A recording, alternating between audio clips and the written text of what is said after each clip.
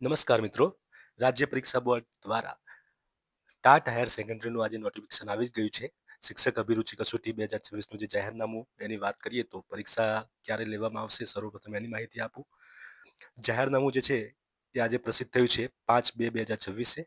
ઉમેદવારો online registration form ભરવાનો જે સમયગાળો આપ્યો છે 10/2/2026 થી ફોર્મ ભરાશે અને 19/2/2026 સુધી આમાં ફોર્મ ભરી શકશે.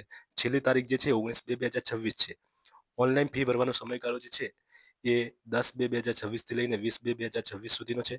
પ્રાથમિક પરીક્ષાની વાત કરીએ તો પ્રિલિમ્સ પરીક્ષા 29 માર્ચ 2026ના રોજ લેવામાં આવશે. એની જે મુખ્ય પરીક્ષા મેન્સ જે છે, જે પ્રિલિમ્સ ક્લિયર કરશે એટલે કે કટ ઓફ જેટલા માર્ક્સ જે મેળવી લેશે તો એમને મુખ્ય પરીક્ષાનો જે સમયગાળો પણ આપી દીધો છે. મે 2026 સંભવિત તારીખ આપી છે. એના સિવાય વાત કરીએ તો શિક્ષક અભિરુચિ કસોટી અંતર્ગત ગુજરાત માધ્યમિક અને ઉચ્ચતર માધ્યમિક શિક્ષણ વિનિમય 1974ની જોગવાઈ અનુસાર ઉચ્ચતર માધ્યમિક શાળામાં શીખવવામાં આવતા વિષયો પૈકી નિયામક શાળાઓની કચેરી ગાંધીનગર દ્વારા સૂચવવામાં આવેલ નીચે મુજબના વિષયોની કસોટી યોજવામાં આવશે. કયા કયા વિષયોમાં આ પરીક્ષા લેવામાં આવશે, કયા કયા વિષય માટે લેવામાં આવશે તો જોઈએ. ગુજરાતી માધ્યમ માટે એકાઉન્ટ અને commerce, biology, chemistry, computer, economics, English, geography, Gujarati, Hindi, history, agriculture, maths, philosophy, physics, political science, psychology, Sanskrit, sociology, statics, physical education અને સોશિયલ સાયન્સના વિષયોમાં ગુજરાતી માધ્યમમાં પરીક્ષા આપી શકાશે. અંગ્રેજી માધ્યમ માટેના પણ વિષયો આપેલા છે. હિન્દી માધ્યમ માટે account and commerce, economics, English, Hindi, psychology અને સોશિયોલોજી. આ વિષયના શિક્ષક જો તમે બનવા માંગતા હો તો આ ટાટ એચએસ જે છે એનું જાહેરનામું આવ્યું છે અને તમે 10 તારીખથી અરજી કરી શકશો. આગળ શૈક્ષણિક લાયકાતની વાત કરીએ તો સરકારી અને ખાનગી ઉચ્ચતર માધ્યમિક શાળાઓમાં સંબંધિત વિષયના શિક્ષક તરીકેની ઉમેદવારી કરવા માટે રાજ્ય સરકાર દ્વારા નક્કી થયેલ અને તેમાં વખત થતા સુધારા વધારા સાથેની શૈક્ષણિક તાલીમી લાયકાત એટલે કે બીએડ જે છે કરેલું હોવું જોઈએ. એના સિવાય સ્નાતક અને અનુસ્નાતકની જે ડિગ્રી છે એ પણ પ્રાપ્ત કરેલી હોવી જોઈએ. જો તમે અનુસ્નાતકના છેલ્લા વર્ષમાં અભ્યાસ કરતા હો તો પણ આ ફોર્મ ભરી શકો છો. મેં હાઇલાઇટ કરીને તમને બતાવ્યું છે કે અનુસ્નાતક ડિગ્રી અથવા તાલીમી લાયકાતના છેલ્લા વર્ષમાં અભ્યાસ કરતા હોય તે વિદ્યાર્થીઓ પણ ફોર્મ ભરી શકશે. એના સિવાય આગળ વાત કરીએ તો પરીક્ષા ફીની SC, ST, SCBC, EWS, pH કેટેગરીના ઉમેદવારો માટે પરીક્ષા ફી જે છે 400 રૂપિયા અને સામાન્ય કેટેગરીના ઉમેદવારો માટેની પરીક્ષા ફી છે એ 500 રૂપિયા છે. અને જે ફી છે એ પરત કરવાની રહેતી નથી. પરીક્ષાનું સ્વરૂપ જોઈએ તો શિક્ષક અભિરુચિ કસોટી પ્રાથમિક અને મુખ્ય એમ દ્વિસ્તરીય સ્પર્ધાત્મક પરીક્ષા સ્વરૂપની રહેશે. પ્રાથમિક પરીક્ષા આ પરીક્ષા બહુવિકલ્પ સ્વરૂપની રહેશે. વૈકલ્પિક પ્રશ્નો પણ આવશે એમાં. અને મુખ્ય પરીક્ષા જે છે એ પરીક્ષા વર્ણનાત્મક એટલે કે લેખિત સ્વરૂપની રહેશે. પ્રાથમિક પરીક્ષાની વાત કરીએ તો 200 ગુણની બહુવિકલ્પ સ્વરૂપની પરીક્ષા હશે.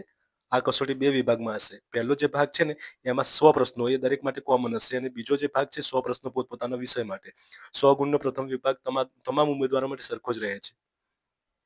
પ્રશ્નપત્રનો જે સળંગ સમય છે 180 મિનિટનો રહેશે.